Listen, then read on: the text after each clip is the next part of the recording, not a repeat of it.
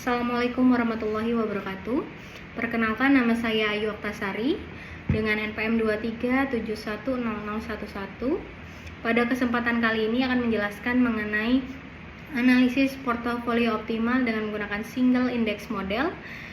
Saya sendiri dari kelompok 9 dengan subsektor infrastruktur yang beranggotakan Lulut Ismaya, M. Idham Aziz, dan Rini Rizka. Adapun perintah tugas sebagai pengganti UAS dalam video ini yaitu menghitung dari 12 perusahaan dengan data maksimal per semester, menghitung portofolio optimalnya, dikerjakan dalam kelompok, kemudian dipresentasikan dari masing-masing individu dalam bentuk video. Baik, adapun latar belakang, kami di sini membuat tabulasi portofolio dengan menggunakan model single index saham dengan 12 sektor saham.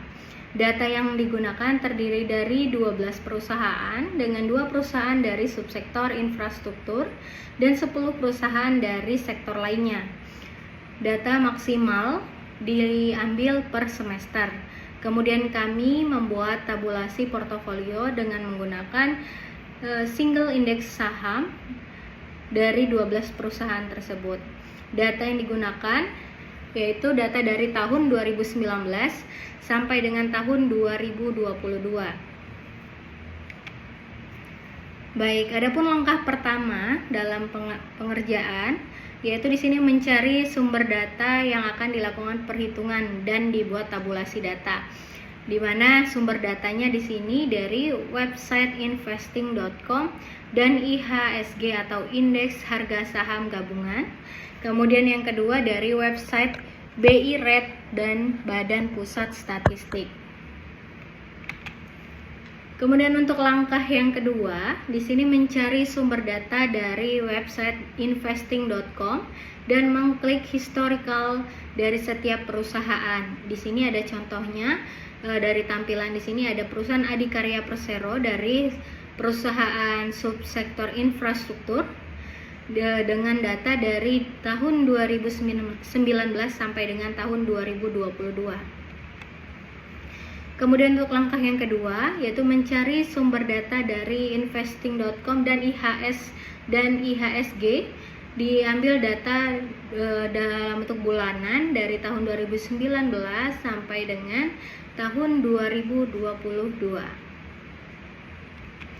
Kemudian untuk langkah yang ketiga yaitu mencari sumber data dari BI Rate. Dari sama seperti sebelumnya dari tahun ranknya dari tahun 2019 sampai tahun 2022 seperti yang ada di gambar. Kemudian untuk langkah yang keempat, di sini kita mengambil data close price dari 12 perusahaan yang terdiri dari 11 sektor untuk dihitung dari website.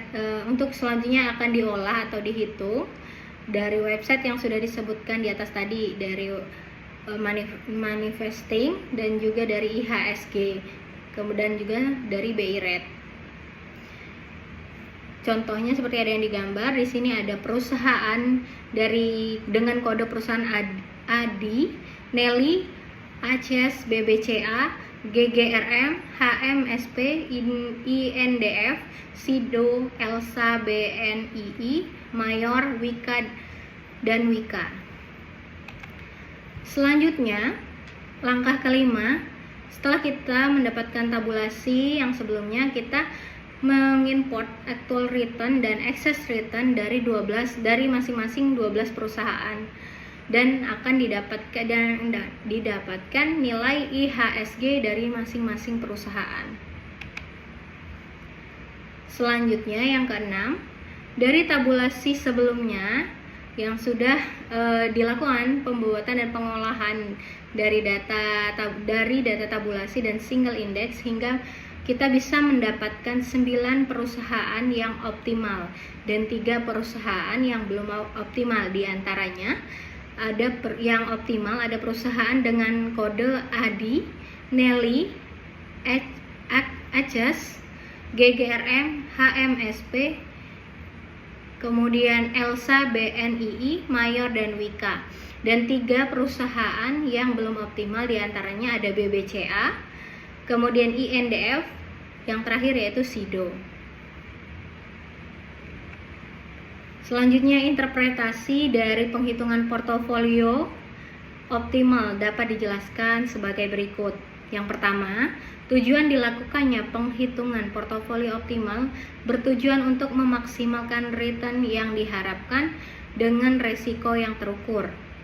Menggunakan data sekunder histori dari berbagai saham dan instrumen keuangan.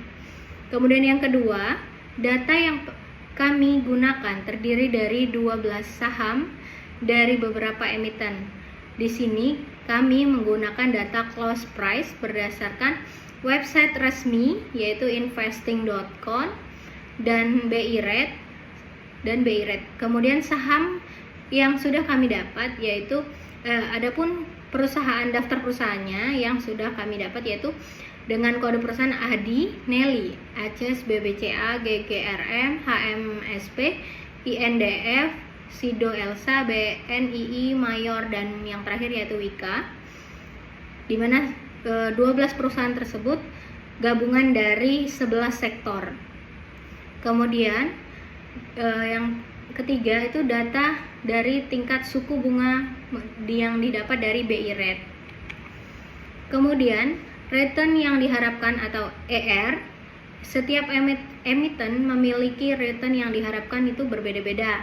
Beberapa emiten di sini menunjukkan hasil return yang optimal itu terdiri dari 9 perusahaan, antaranya dengan kode perusahaan ADI, Nelly, ACES, GGRM, HMSP, Elsa, BNII, Mayor, dan Wika. Beberapa saham lainnya menunjukkan hasil return yang belum optimal, yaitu ada 3. Yang pertama BBCA, INDF, dan SIDO. Kemudian yang terakhir, resiko atau variance. Variance portofolio dihitung untuk mengukur resiko total dari kombinasi investasi. Portofolio optimal menunjukkan keseimbangan antara return dan resiko. Adapun kesimpulan dari analisis yang telah kami lakukan yaitu perhitungan portofolio optimal di sini menunjukkan pentingnya diversifikasi dan pemilihan saham yang tepat guna untuk mencapai tujuan finansial yang diharapkan dengan resiko yang diterima.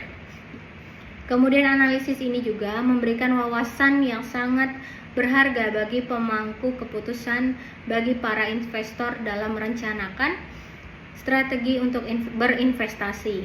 Dengan melakukan penghitungan ini diharapkan dapat meminimalisir adanya kesalahan berinvestasi dan dapat membuat keputusan yang tepat berdasarkan data dan analisis kuantitatif.